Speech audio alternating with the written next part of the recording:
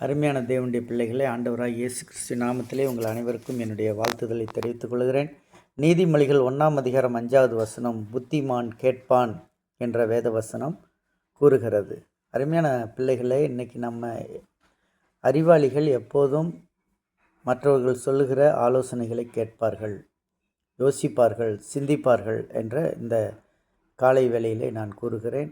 விசேஷமாக பெரியவர்கள் சொல்கின்ற வார்த்தைகள், அனுபவசாலிகள் சொல்லுகின்ற வார்த்தைகள், நமது ஆசிரியர்கள் சொல்கின்றவர்கள், சமுதாயத்தில் அந்தஸ்து படைத்தவர்கள் சொல்கின்ற சில காரியங்களை நாம் யோசித்து அந்த புத்திகளை கேட்க வேண்டும் என்று நீதிமொழிகள் 1:5 சொல்லப்பட்டபடி நீங்கள் இந்த நாளிலே ஆலோசனைகளை கேளுங்கள், ஆலோசனைகளை வெறுக்காதீர்கள். சில நேரங்களில் மற்றவர்கள் ஆலோசனை சொல்லும் பொழுது நமது மனதுக்கு கஷ்டமாகும்.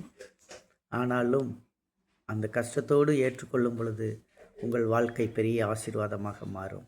தேவன் உங்களை ஆசீர்வதிப்பார். இந்த நாளிலே புத்திமதிகளை விரும்புகிறவன் அறிவை விரும்புகிறான் என்று வேதவசனம் சொல்லுகிறது. ஆகவே நீங்கள் புத்திமதிகளை விரும்பி அறிவை விரும்புவதைப் போல கர்த்தர் உங்களை ஆசீர்வதிப்பார். தேவன் உங்களை பலப்படுத்துவார்.